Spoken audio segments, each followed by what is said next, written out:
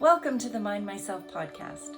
I'm Esther, and it is my pleasure to be bringing you information about healthcare approaches, health issues, and people's health journey stories, all from the complementary, holistic, and integrative perspectives, helping you become your own best health advocate and helping you make your own informed choices because you matter.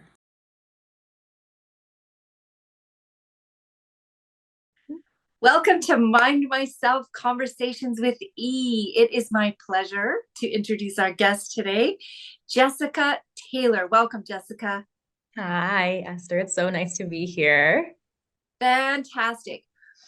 Jessica, before we jump into this juicy conversation about hypnosis, tell us a little bit about yourself and what your credentials are, why you love what you're doing. Okay, well, I'm a hypnotist in the city of Vancouver, but I see people all over the world because I see them in person and online. So I'm a certified hypnotist and a member of the National Guild of Hypnotists, which would be, essentially our union. And I love helping people basically unlock their potential and free themselves up from the blocks that we're kind of creating in our own life. Yeah, that's why I love it. It's Fantastic. Well, tell us a little bit about how you got started in this. Well, I had an experience of my own, right? So I went and I saw a hypnotist, and it really it changed my life. Not to overstate things, but it really did. It changed my perspective on life, the way that I was interacting. I used to be pretty angry, and kind of self-entitled, like, some people are, when you get to a restaurant and you have to wait and you're feeling frustrated that there's a lineup and you're like, didn't they know that I was coming and they have a table ready for me, right? Like, it was just kind of like that thing all the time in daily life. And since discovering hypnosis and bringing it into my own life is easier. I'm happier. My relationships are more joyful. Yeah, I would never go back. Fantastic. And Yeah. so was it one session for you or was it a series of sessions? So it was, one session was enough to start to shift my perspective, right? I definitely left after that one very first session going, wow, it really doesn't have to be that way. But, my entire way of life shifting and the way I'm interacting, this has been an ongoing process since, continuing with hypnosis, since training in it, and since using it with clients as well. Yeah. So it was one session to start it all. Right. Yeah. And what were your thoughts about hypnosis before you had that one session versus after you had that one session? I know you've given us some clues, but yeah, well, before my hypnosis session, I really thought that it was going to be like a miracle pill, like you go and you see the hypnotist and they like tap you on the head with their magic wand and you walk out of there a changed person. But it really is, it's cooperative, there has to be buy-in, right? If I didn't want the change, that change wasn't going to happen to me. And so realizing that, it's holding myself accountable and really choosing on purpose to do it this new way and to change my beliefs. Yeah. So it was eye-opening for me. and what did that new way, what does that mean for somebody listening who's maybe never heard of hypnosis? What do you mean by a new way of doing things? Well, and it could be anything, right? So for example, I have a client who was afraid of heights, right? They every time they had to encounter heights, whether it was on vacation and they were doing, some sort of sightseeing thing, or even in their daily life. And in Vancouver here, we've got this bridge that connects the downtown core to, the other side of Vancouver. And this patient was living on one side of the bridge and they worked directly on the other side of that bridge, and they wanted to be able to just walk to work. And they thought, I'm the kind of person with a fear of heights. I'm the kind of person who's just afraid of heights. That's just how it is. That's just who I am. And so for them to discover that it doesn't have to be that way, and that they can approach it in a new way, and maybe they can look at it with curiosity, or maybe they can discover that, you know, the way they were creating the fear in their own head can be different, right? So discovering a new way to look at the world, a new way to interact with it, whatever that is for you, and then choosing to do it that way. Interesting. Yeah. So I'm guessing that there's a little bit more, oh, hydrating. I love that you're hydrating. That's so important. We're all about hydrating at Mind Myself. Thank you for being just so human about that. That's great. So breaking old habits or new conscious ways, but I think there's more to it than just going, oh, yes, I need a new way, so I'm going to do that. Tell us a little bit about that process. So everything that we're doing, right? All of the habits that we're running in our life, there's some sort of positive intention to them. There's some sort of reason that we're doing it, right? Otherwise, we would give it up, because our whole subconscious mind's reason for existing is to keep us alive, right? And we want to be an energy efficient machine, and making new decisions every single day takes a lot of energy, right? So if you just do the same thing you've always been doing, then you're saving energy, right? And it was working for you, and, you know, we're getting the results that we kind of wanted, so we're just going to keep doing it, right? And so, you know, with somebody who's, you know, wanting to lose weight, for instance, right? And they, okay, so a client of mine who was wanting to lose weight, and they were doing, you know, they were doing things right. They were eating healthy food, and they were going to the gym, and they just didn't understand what was going on. And it turned out that, you know, as a kid, they had always been taught to clear your plate, right? Clean your plate, don't waste food, don't waste food, right?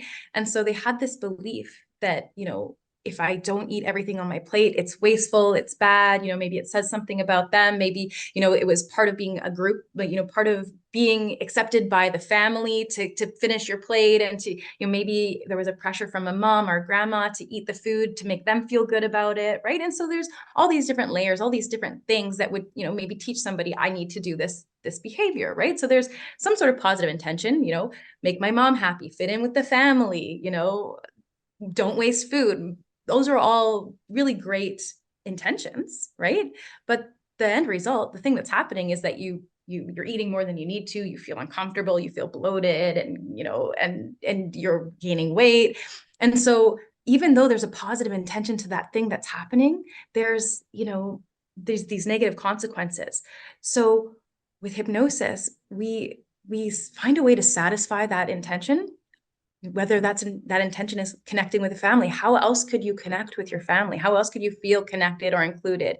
You know, you're no longer a child who feels like, you know, I have to make my mom, you know, happy in order to not be abandoned, so that I can be taken care of. You're an adult, you can make choices. So maybe that intention that you're trying to fill is just not even there anymore, and you can let it go.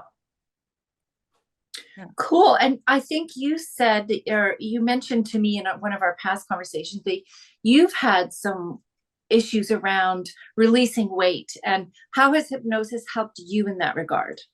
Yeah. I mean, I gained 30 pounds pretty quickly, and carried it around for quite a while, without even really realizing it.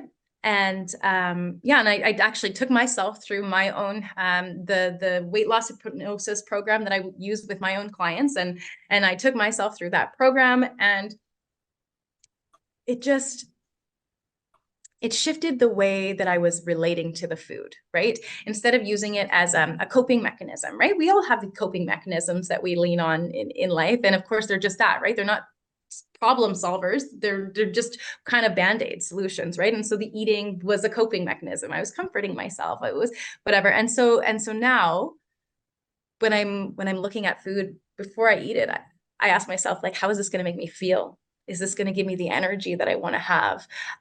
Is this going to allow me to think clearly when I'm finished this meal? How is my body going to react to it, right? And it's not even just with unhealthy foods. Sometimes I realize, hey, you know, a tuna sandwich is exactly what I need, and that soup isn't going to be enough, and I'm going to be starving later, and I'm not going to be able to concentrate in my meeting. So I need something a little bit, you know, carbier, right? And so it really, it takes the morality out of the choices, and it really lets it be about fueling myself and what I need. what I'm hearing you say, and I think this is fascinating, Yeah. some of the languaging and some of the ideas that you're sharing are very much like what, say, a therapist or a counselor would say to a client. But I'm guessing that as a hypnotist, you're going to do a whole different set of protocols or practices or a different process than a therapist would. Maybe give us a little sense of the difference between your process as a hypnotist and what a therapist would do. Totally. I mean, so I'm glad you bring that up because a lot of people think that hypnosis itself is a therapy and it's not, right? It is a tool, right? An analogy that I love is you can kind of think of hypnosis as being, like if you went to the hardware store because you really wanted a hole dug in your backyard. So you went to the hardware store and you picked yourself up a shovel. And then you take that shovel home, right? And you set it up in your garage and you go inside and maybe you watch Netflix or you cook yourself dinner and you go back outside and you look at the backyard and there's no hole. There's no hole.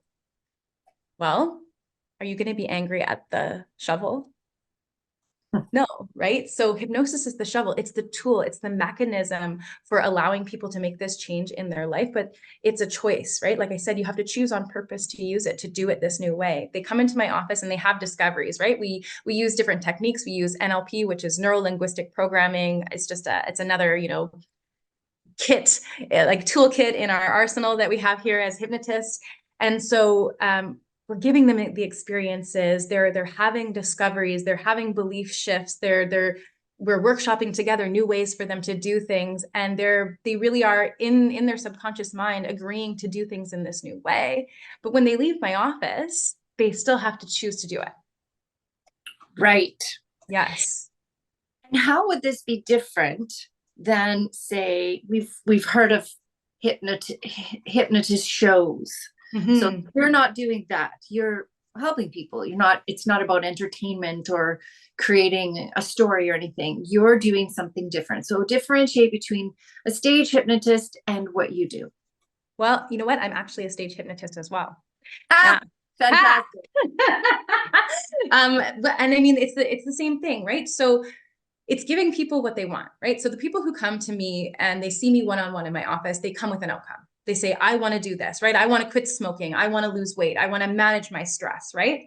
The people who come to a hypnosis show, they think, I want to have fun. I want to be entertained, right? And the ones that put their hand up and they volunteer and they come up on the stage, they know what they're getting into, right? They know, hey, I'm going to do some funny things. We're here. It's a comedy show. We're here to entertain and to have fun, right? So they are already, like I said, there's that buy-in, right? They already are agreeing. They want to do that thing, right?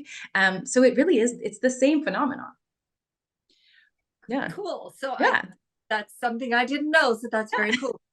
My phrase that I heard before is you can't make somebody do something they really don't want to do at foundational level. So if somebody comes, let's forget the stage show for a moment, although I'd love to come see you.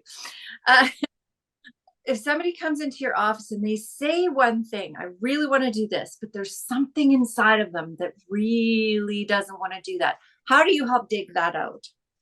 Well, I mean, we clean up that, like I say, that secondary benefit, right? So sometimes when people want to make a change, there's that, they feel like they're going to lose out on something, right? So if I start doing this, then what's going to happen, right? So I've had people, especially weight loss clients, come in and they're worried that, if I stop eating nachos all the time, am I going to be able to go out and have fun with my friends? Right. Or, if I don't want to drink as much because I'm, trying to watch, my intake and what's going on, like, are my friends going to think that I'm not fun anymore? Or, is my husband going to think I'm a wet blanket? Right. And so these things are real, right? These are real concerns that people have. And so we address those as best that we can so that they can feel comfortable with, being able to make that change and still get what they need.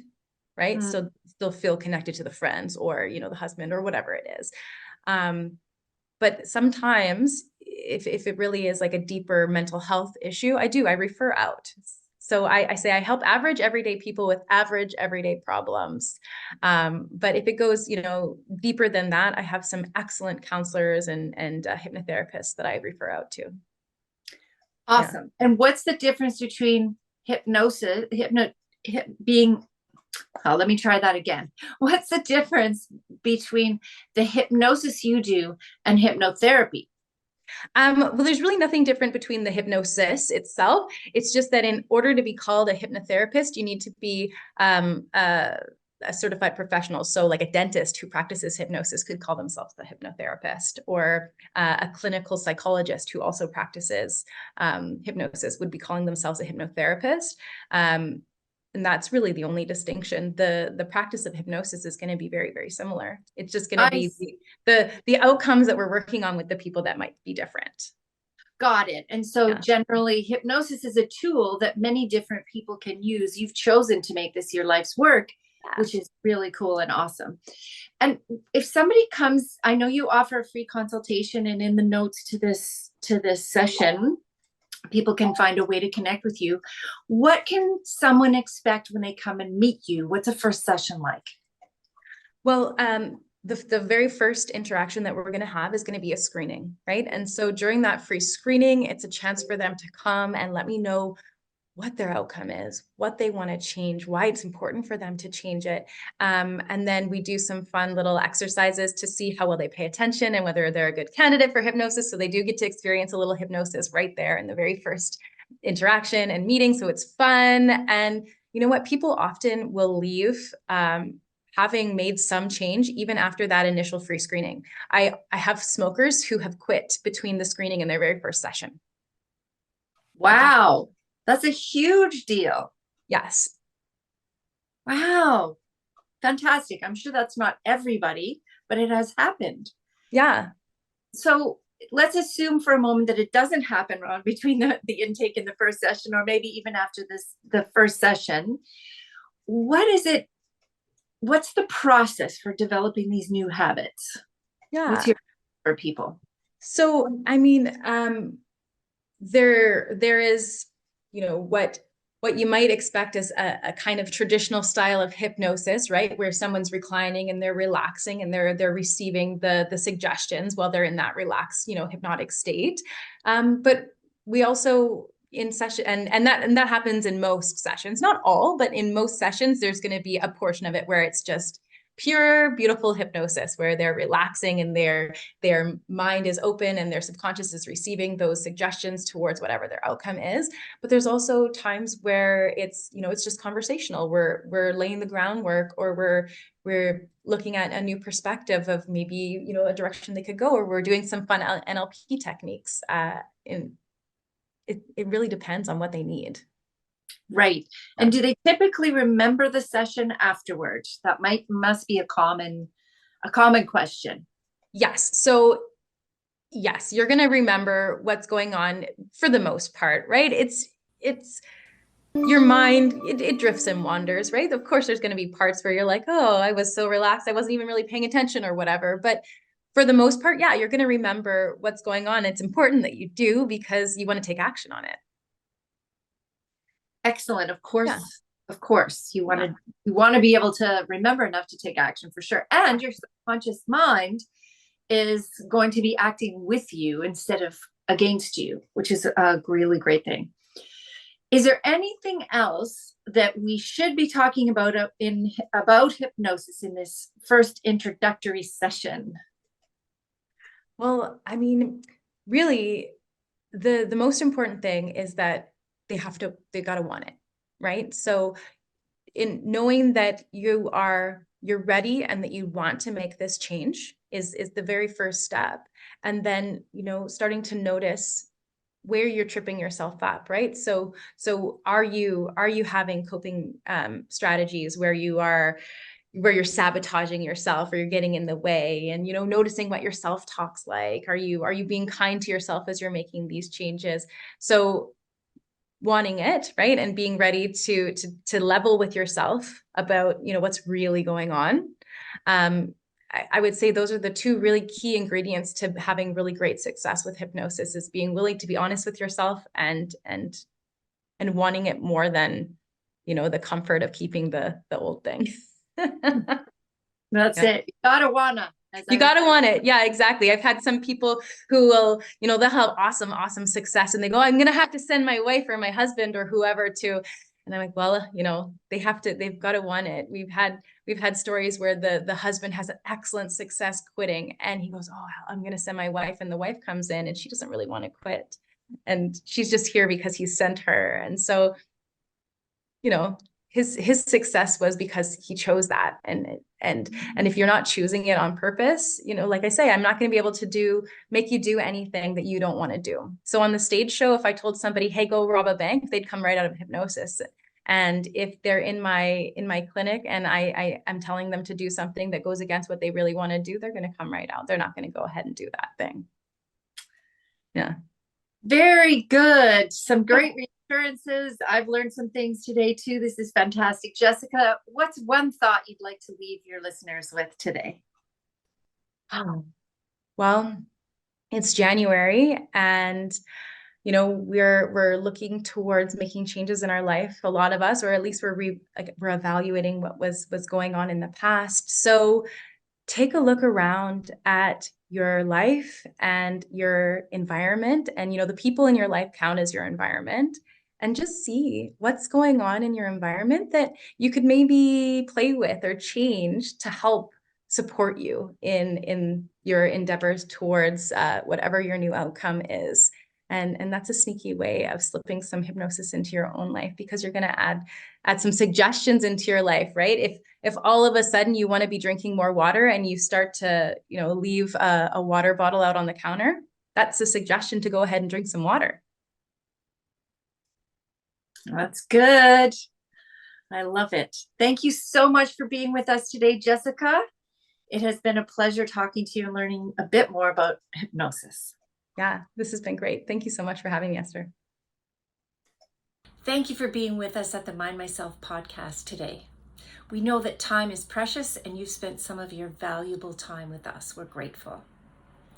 If you would like to reach out to our guest directly, the information is below. And if you would like more from Mind Myself, that information is also below. Please visit our website and check out all the information about the different complementary, holistic, and integrative healthcare approaches, information about health issues, more podcasts, tons of blogs, and we even have a community page for you where you could reach out and tell your story safely, or you could ask questions and perhaps somebody else in the world is going through something similar to you. In any case, we're so glad you're with us, and we're doing this because you matter.